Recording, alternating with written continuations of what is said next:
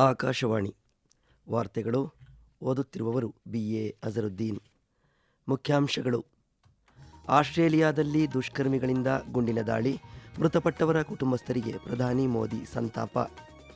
ಪ್ರಧಾನಿ ನರೇಂದ್ರ ಮೋದಿ ಅವರು ನಾಳೆ ಜೋರ್ಡಾನ್ ಭೇಟಿ, ಉನ್ನತ ಮಟ್ಟದ ರಾಜಕೀಯ ಒಪ್ಪಂದ ಸಾಧ್ಯತೆ. ಮತಗಳ್ಳತನ ಆರೋಪಿಸಿ ಕಾಂಗ್ರೆಸ್ಸಿನಿಂದ ಪ್ರತಿಭಟನೆ, ಚುನಾವಣಾ ಆಯೋಗ ಹಾಗೂ ಕೇಂದ್ರ ಸರ್ಕಾರದ ವಿರುದ್ಧ ಘೋಷಣೆ.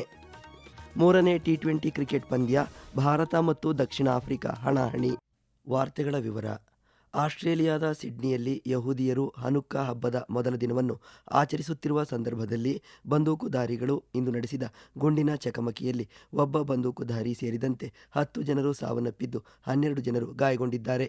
ನ್ಯೂ ಸೌತ್ ವೇಲ್ಸ್ ಪೊಲೀಸರು 2 ವ್ಯಕ್ತಿಗಳನ್ನು ವಶಕ್ಕೆ ಪಡೆದಿದ್ದು, 2 ಬಂದೂಕುಧಾರಿಗಳಲ್ಲಿ ಒಬ್ಬರು ಸಾವನ್ನಪ್ಪಿದ್ದಾರೆ ಎಂದು ಮಾಧ್ಯಮ ವರದಿ ಮಾಡಿದೆ.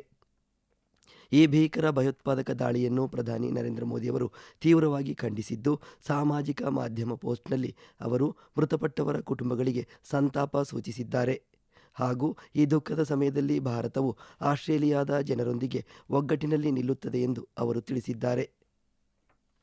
ಪ್ರಧಾನಿ ನರೇಂದ್ರ ಮೋದಿಯವರು ನಾಳೆಯಿಂದ ಮಂಗಳವಾರದವರೆಗೆ ಜೋರ್ಡಾನ್ಗೆ ಭೇಟಿ ನೀಡಲಿದ್ದಾರೆ. ಜೋರ್ಡಾನ್ ದೊರೆ 2ನೇ ಅಬ್ದುಲ್ಲಾ ಬಿನ್ ಅಲ್ ಹುಸೇನ್ ಅವರ ಆಹ್ವಾನದ ಮೇರೆಗೆ ಈ ಭೇಟಿ ಕೈಗೊಳ್ಳಲಿದ್ದಾರೆ. 2 ದೇಶಗಳ ನಡುವಿನ ರಾಜತಾಂತ್ರಿಕ ಸಂಬಂಧಗಳ ಸ್ಥಾಪನೆಯ 75ನೇ ವಾರ್ಷಿಕೋತ್ಸವ ನಿಮಿತ್ತ ಪ್ರಧಾನಿ ನರೇಂದ್ರ ಮೋದಿಯವರು ಜೋರ್ಡಾನ್ಗೆ ಭೇಟಿ ನೀಡುತ್ತಿದ್ದಾರೆ. ಈ ವೇಳೆ ಭಾರತ ಮತ್ತು ಜೋರ್ಡಾನ್ ನಡುವೆ ಉನ್ನತ ಮಟ್ಟದ ರಾಜಕೀಯ ಒಪ್ಪಂದ ಏರ್ಪಡುವ ಸಾಧ್ಯತೆ ಇದೆ. ಭಾರತ ಮತ್ತು ಜೋರ್ಡಾನ್ ಬಲವಾದ ಮತ್ತು ಸ್ಥಿರವಾಗಿ ವಿಸ್ತರಿಸುತ್ತಿರುವ ಆರ್ಥಿಕ ಸಂಬಂಧಗಳನ್ನು ಹಂಚಿಕೊಳ್ಳುತ್ತವೆ. ಭಾರತವು ಜೋರ್ಡಾನ್ನ 3ನೇ ಅತಿದೊಡ್ಡ ವ್ಯಾಪಾರ ಪಾಲುದಾರನಾಗಿ ಹೊರಹೊಮ್ಮುತ್ತಿದೆ. 2 ದೇಶಗಳ ನಡುವಿನ ದ್ವಿಪಕ್ಷೀಯ ವ್ಯಾಪಾರವು ಸುಮಾರು 2.8 ಶತಕೋಟಿ ಅಮೆರಿಕನ್ ಡಾಲರ್ಗಳ ಮೌಲ್ಯದ್ದಾಗಿದೆ. ಜೋರ್ಡಾನ್ ಭಾರತಕ್ಕೆ ರಸಗೊಬ್ಬರಗಳ ಪ್ರಮುಖ ಪೂರೈಕೆದಾರ.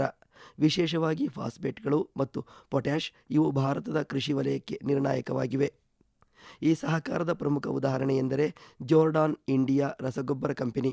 ಇದು ಭಾರತದ ಇಫ್ಕೋ ಮತ್ತು ಜೋರ್ಡಾನ್ ಫಾಸ್ಫೇಟ್ಸ್ ಗಣಿ ಕಂಪನಿಯ ನಡುವಿನ 860 ಶತಕೋಟಿ ಅಮೆರಿಕನ್ ಡಾಲರ್ ಮೌಲ್ಯದ ಜಂಟಿ ಉದ್ಯಮವಾಗಿದೆ.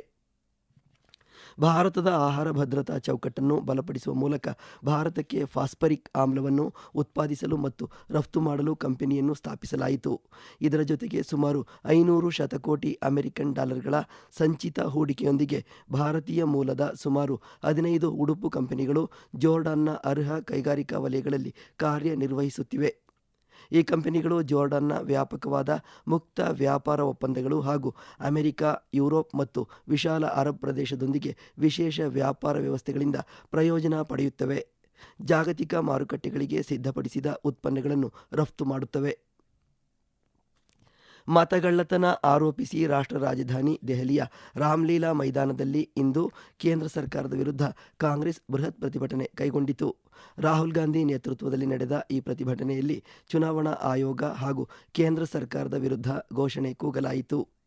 ಈ ಸಂದರ್ಭದಲ್ಲಿ AICC ಅಧ್ಯಕ್ಷ ಮಲ್ಲಿಕಾರ್ಜುನ್ ಖರ್ಗೆ, ಸಂಸದೆ ಪ್ರಿಯಾಂಕಾ ಗಾಂಧಿ, ಕರ್ನಾಟಕದ ಮುಖ್ಯಮಂತ್ರಿ ಸಿದ್ದರಾಮಯ್ಯ ಹಾಗೂ ಉಪಮುಖ್ಯಮಂತ್ರಿ DK ಶಿವಕುಮಾರ್ ಸೇರಿದಂತೆ ವಿವಿಧ ರಾಜ್ಯಗಳ ಪ್ರಮುಖ ಕಾಂಗ್ರೆಸ್ ನಾಯಕರು ಉಪಸ್ಥಿತರಿದ್ದು ಮತಗಳ್ಳತನ ವಿರುದ್ಧ ಆಕ್ರೋಶ ವ್ಯಕ್ತಪಡಿಸಿದರು. ಈ ವಾರ್ತೆಗಳನ್ನು ಆಕಾಶವಾಣಿಯಿಂದ ಕೇಳುತ್ತಿದ್ದೀರಿ.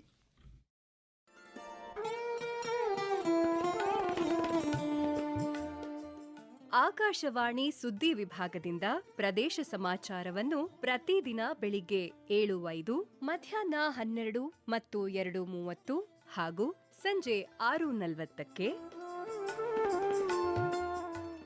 ರಾಷ್ಟ್ರೀಯ ವಾರ್ತೆಗಳನ್ನು ಬೆಳಿಗ್ಗೆ 7:35, ಮಧ್ಯಾಹ್ನ 1:10 ಹಾಗೂ ಸಂಜೆ 7:35ಕ್ಕೆ ಪ್ರಸಾರ ಮಾಡಲಾಗುತ್ತದೆ.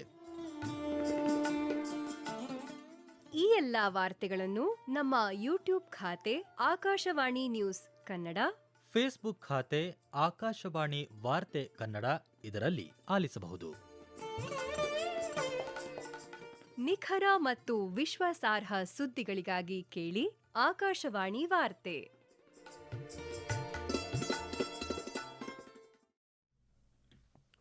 7 ಬಾರಿ ಸಂಸದರಾಗಿರುವ ಕೇಂದ್ರ ಹಣಕಾಸು ರಾಜ್ಯ ಸಚಿವ ಪಂಕಜ್ ಚೌಧರಿ ಅವರನ್ನು ಬಿಜೆಪಿಯ ಉತ್ತರ ಪ್ರದೇಶ ಘಟಕದ ಅಧ್ಯಕ್ಷರನ್ನಾಗಿ ಆಯ್ಕೆ ಮಾಡಲಾಗಿದೆ ಎಂದು ಕೇಂದ್ರ ಸಚಿವ ಮತ್ತು ಬಿಜೆಪಿ ಚುನಾವಣಾ ಉಸ್ತುವಾರಿ ಪಿಯೂಷ್ ಗೋಯಲ್ ಇಂದು ಲಕ್ನೋದಲ್ಲಿ ಅಧಿಕೃತವಾಗಿ ಘೋಷಣೆ ಮಾಡಿದರು. प्रधानमंत्री नरेंद्र मोदी जी के नेतृत्व में, हमारे राष्ट्रीय अध्यक्ष जेपी नड्डा जी के नेतृत्व में जिस प्रकार से पार्टी का लगातार विस्तार हो रहा है, संगठन पर्व में आज दिनांक 14 दिसंबर 2025 के शुभ अवसर पर मुझे बड़ी प्रसन्नता हो रही है यह घोषित करते हुए कि सर्वसम्मति से पंकज चौधरी जी भारतीय जनता पार्टी उत्तर प्रदेश के नवनिर्वाचित प्रदेश अध्यक्ष के रूप में करते हुए बहुत प्रसन्नता हो रही है. ನಿರ್ಗಮಿತ ರಾಜ್ಯ ಅಧ್ಯಕ್ಷ ಚೌಧರಿ ಭೂಪೇಂದ್ರ ಅವರು ಅಧಿಕಾರ ವರ್ಗಾವಣೆಯ ಸಂಕೇತವಾಗಿ ಪಂಕಜ್ ಚೌಧರಿ ಅವರಿಗೆ ಬಿಜೆಪಿ ಧ್ವಜವನ್ನು ಹಸ್ತಾಂತರಿಸಿದರು.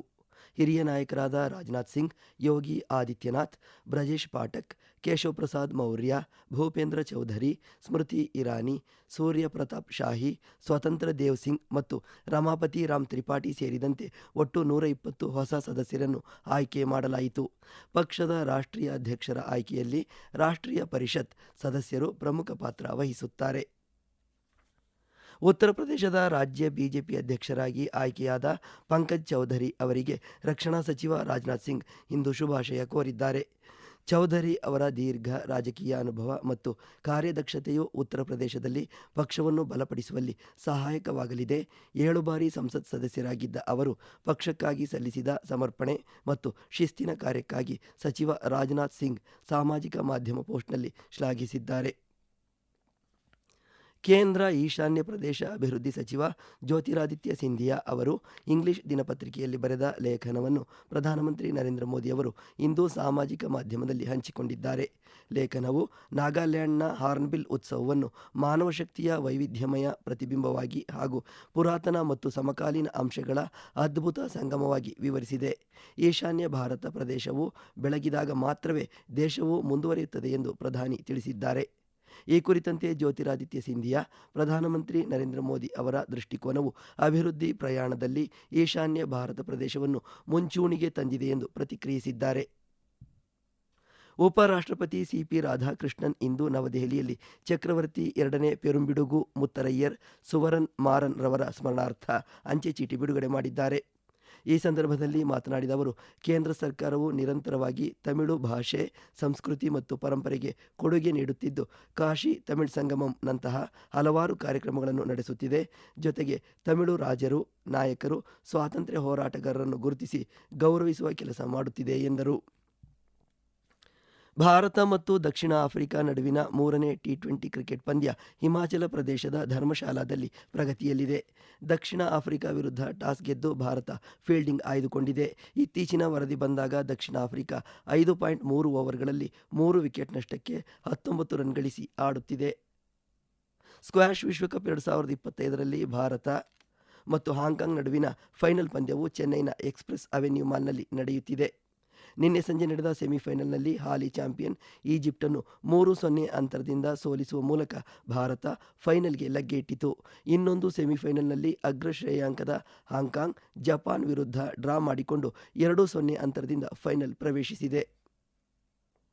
ತೆಲಂಗಾಣ ಮತ್ತು ಕರ್ನಾಟಕದ ಒಳನಾಡಿನಲ್ಲಿ ನಾಳೆ ಶೀತಗಾಳಿಯ ವಾತಾವರಣವಿರಲಿದೆ. ಮುಂದಿನ 4 ದಿನಗಳವರೆಗೆ ನಾಗಾಲ್ಯಾಂಡ್, ಮಣಿಪುರ, ಮಿಜೋರಾಂ ಮತ್ತು ತ್ರಿಪುರಾದಲ್ಲಿ ದಟ್ಟವಾದ ಮಂಜಿನ ವಾತಾವರಣ ಇರಲಿದೆ ಎಂದು ಭಾರತೀಯ ಹವಾಮಾನ ಇಲಾಖೆ ಮುನ್ಸೂಚನೆ ನೀಡಿದೆ. ಅಸ್ಸಾಂ, ಮೇಘಾಲಯ, ಪಶ್ಚಿಮ ಉತ್ತರ ಪ್ರದೇಶ, ಪಂಜಾಬ್, ಹರಿಯಾಣ, ಚಂಡೀಗಢ ಮತ್ತು ದೆಹಲಿಯಲ್ಲಿ ಮುಂದಿನ 2 ದಿನಗಳವರೆಗೆ ಇದೇ ರೀತಿಯ ವಾತಾವರಣ ಇರಲಿದೆ. ಕೊನೆಯಲ್ಲಿ ಮತ್ತೊಮ್ಮೆ ಮುಖ್ಯಾಂಶಗಳು. ಆಸ್ಟ್ರೇಲಿಯಾದಲ್ಲಿ ದುಷ್ಕರ್ಮಿಗಳಿಂದ ಗುಂಡಿನ ದಾಳಿ, ಮೃತಪಟ್ಟವರ ಕುಟುಂಬಸ್ಥರಿಗೆ ಪ್ರಧಾನಿ ಮೋದಿ ಸಂತಾಪ. ಪ್ರಧಾನಿ ನರೇಂದ್ರ ಮೋದಿ ಅವರು ನಾಳೆ ಜೋರ್ಡಾನ್ ಭೇಟಿ, ಉನ್ನತ ಮಟ್ಟದ ರಾಜಕೀಯ ಒಪ್ಪಂದ ಸಾಧ್ಯತೆ. ಮತಗಳ್ಳತನ ಆರೋಪಿಸಿ ಕಾಂಗ್ರೆಸ್ನಿಂದ ಪ್ರತಿಭಟನೆ, ಚುನಾವಣಾ ಆಯೋಗ ಹಾಗೂ ಕೇಂದ್ರ ಸರ್ಕಾರದ ವಿರುದ್ಧ ಘೋಷಣೆ.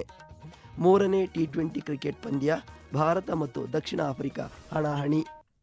ಇಲ್ಲಿಗೆ ವಾರ್ತಾ ಪ್ರಸಾರ ಮುಕ್ತಾಯವಾಯಿತು. ನಮ್ಮ ಮುಂದಿನ ವಾರ್ತಾ ಪ್ರಸಾರ ನಾಳೆ ಬೆಳಿಗ್ಗೆ 7:05ಕ್ಕೆ.